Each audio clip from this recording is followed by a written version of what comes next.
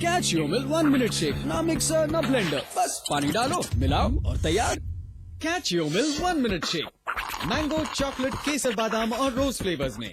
मैं चाहूंगा कि जब जब भी मेरा जन्म हो, वृंदावन की इसी पावन भूमि में हो। A unique project with world-class facilities just for you and your loved ones. Nalanda leisure Sanskar city At Vrindavan. स्वाद बड़ी चीज है, स्वाद से बढ़कर कुछ नहीं। तुलसी सादा पान मसाला।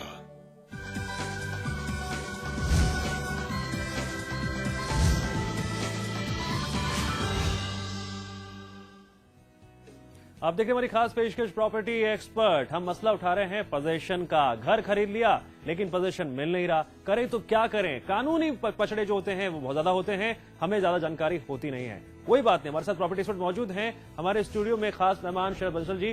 शरद बंसल जी, बहुत संक्षेप में आपसे जानना चाहेंगे कि आप बायर्स को, इन्वेस्टर्स को क्या हिदायत देंगे। पोजीशन नहीं मिल रहा, दिक्कतें बहुत हैं, क्या करें?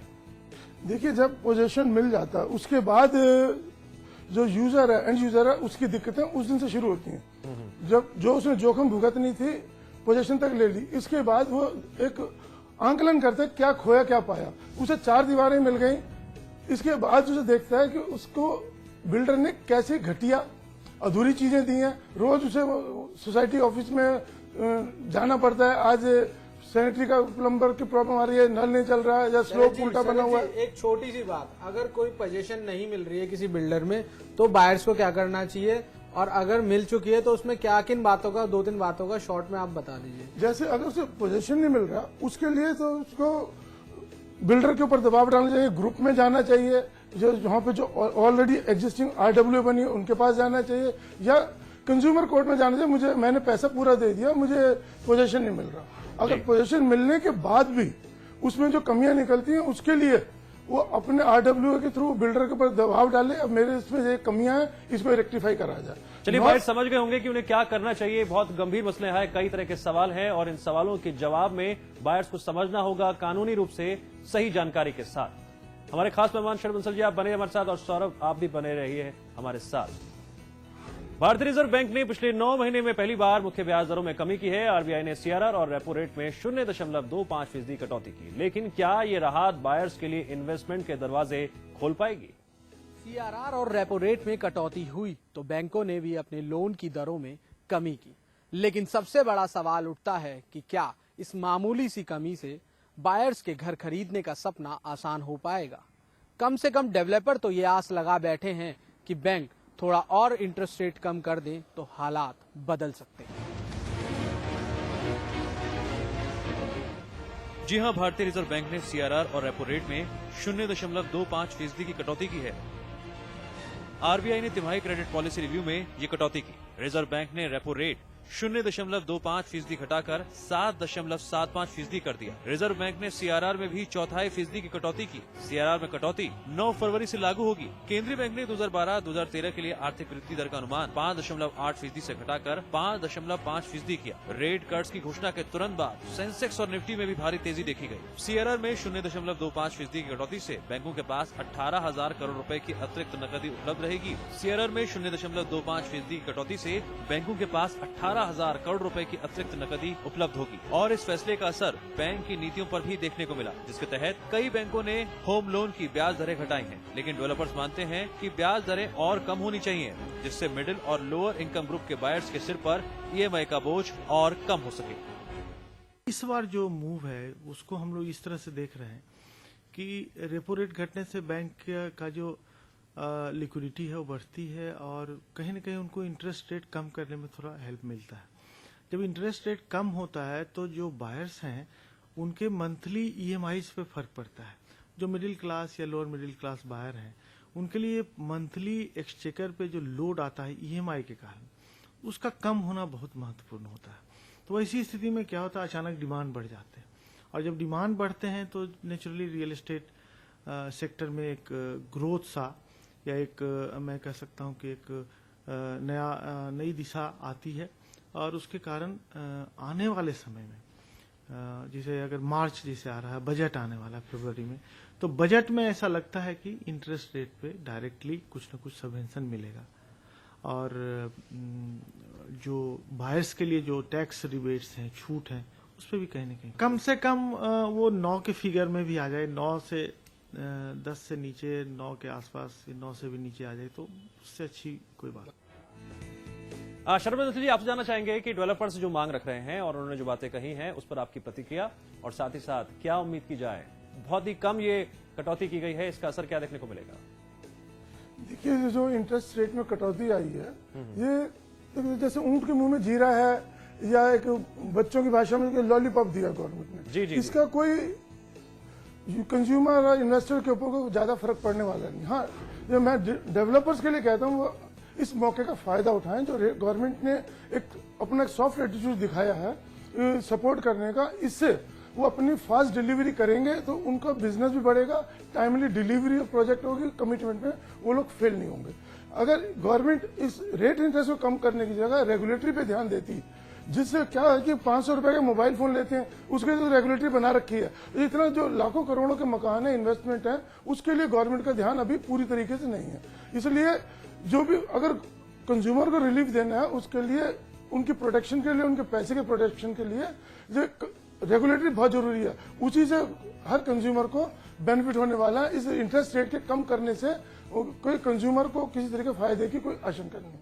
जी सौरभ, वाकई में मसला बेहद गंभीर है कि इंटरेस्ट रेट क्या और कम होंगे? डेवलपर्स आस लगाए बैठे हैं, उम्मीद लगाए बैठे हैं, लेकिन आर्थिक स्थिति को देखते हुए इतना आसान दिखाई नहीं दे रहा है। डेवलपर्स क्या मानना है अभी?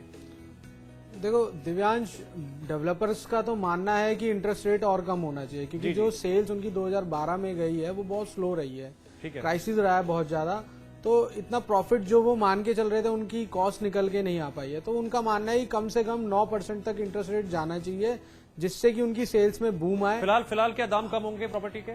देखिए, बिल्डर्स मानने को तैयार नहीं है, वो दाम तो कम करेंगे नहीं। इंटरेस्ट रेट कम हो गया, सरकार ने एक स्टेप लिया, आरबीआई ने एक स्टेप लिया है, अब बिल्डर्स को भी एक स्टेप लेना पड़ेगा कि इंटरेस्ट रेट कम हुए तो उन्हें भी अपने रेट्स कम करने पड़ेंगे। वक्त बहुत कम है। शरद जी, आपकी प्रतिक्रिया बहुत संक्षेप में।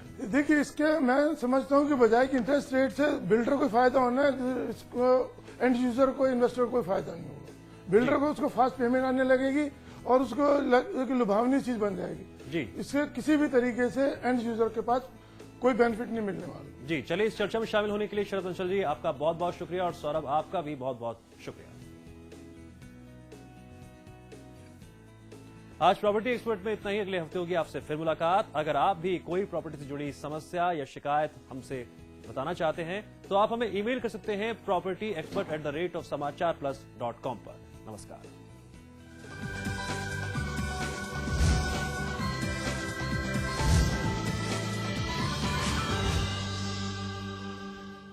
मैं चाहूंगा कि जब जब भी मेरा जन्म हो, वृंदावन की इसी पावन भूमि में हो।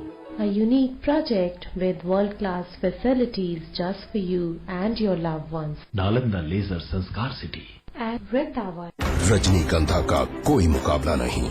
इसमें है बहुमूल्य प्राकृतिक रूप केवड़ा, पवित्र शीतल चंदन तेल, अव्वल दर्जे का गुणकारी कत्था, खास खुशबू वाली इलायची, उम्दा क्वालिटी वाली जायकेदार सुपारी।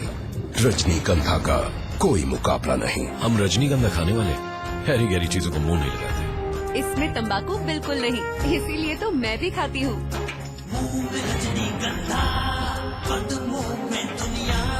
क्या आपका शहर न्यूज चैनलों की भीड़ में कहीं खो गया है? क्या आपका शहर अखबार के चंद पन्नों तक सिमट गया है? क्या आपके शहर से मीडिया का ध्यान हट गया है? अगर इन सवालों का जवाब हाँ है तो हम आपके लिए लेकर आए हैं आपका शहर, आपकी खबर, रोजाना सुबह 8 बजे और रात 10 बजे सिर्फ समाचार प्लस पर। सौंफ, इलायची, खजूर, सब एक से बढ़कर एक है, मगर कोई अपना बड़प्पन नहीं जताता। रहो हमेशा पास पास। मैं चाहूंगा कि जब जब भी मेरा जन्म हो, वृंदावन की इसी पावन भूमि में हो। A unique project with world-class facilities just for you and your loved ones. Nalanda leisure Sanskar city At Vrindavan. Shake पिएगा पर बनाएगा कौन?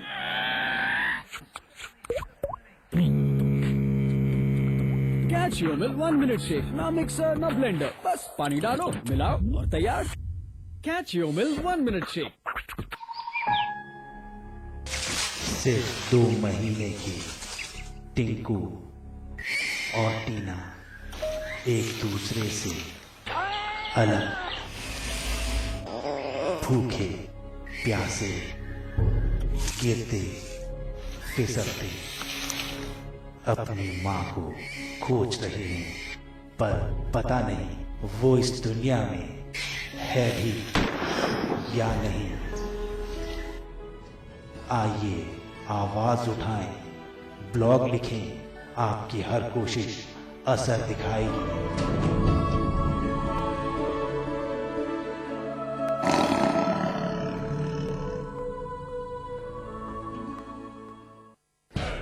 जंग का एक मैदान जहां होगी सवालों की सख्त घेराबंदी, तथ्य और आंकड़े करेंगे निगरानी, झूठ बढ़ा देगा जवाब देने वाले की परेशानी, तर्क तोड़ देगा जुबान पर लगे ताले,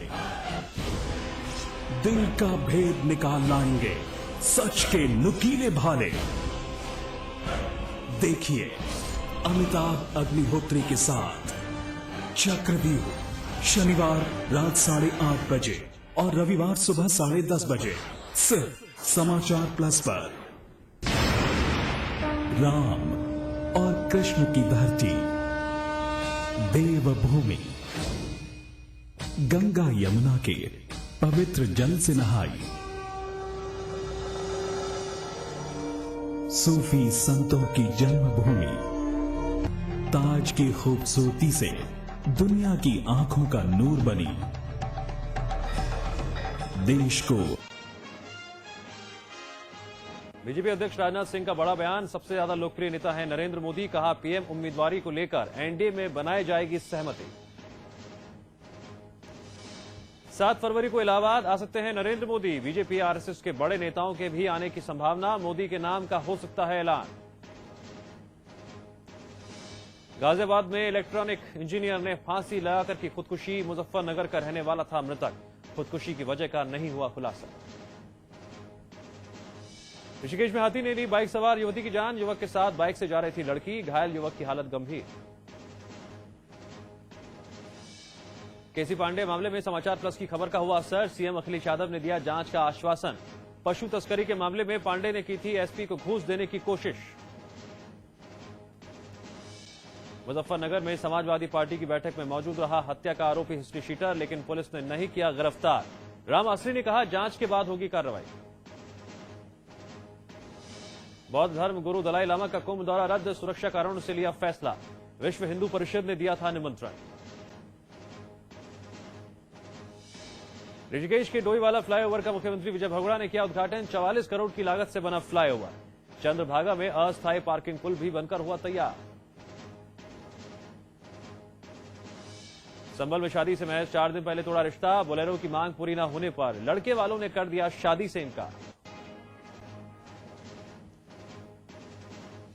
आईपीएल 6 में खिलाड़ियों की नीलामी, आरपी सिंह को बेंगलोर ने $4 लाख में खरीदा, रिकी पॉन्टिंग मुंबई के पाले।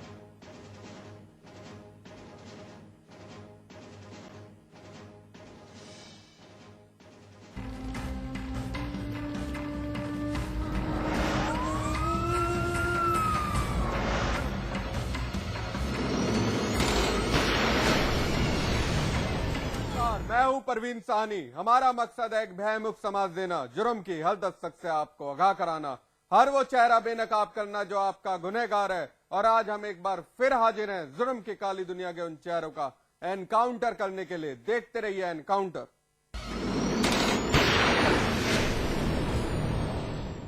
वो था एक भक्त, काली का सच्चा भक्त, तंत्र मंत्र उसका शौक था, काली मां को खुश करना उसका पहला फर्ज था। लेकिन तंत्र मंत्र की आड़ लेकर वो एक साजिश रच रहा था। बलि, क्योंकि उसके गुरु का कहना था कि मां के चरणों में एक बच्चे की बलि चढ़ा दो तो फिर मां खुश हो जाएगी। वो था एक तांत्रिक, तंत्र मंत्र उसका पेशा, खुद को मानता था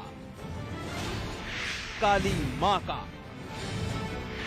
एक सच्चा भक्त। भक्ति की अंधी पट्टी बांधकर बन गया एक कातिल।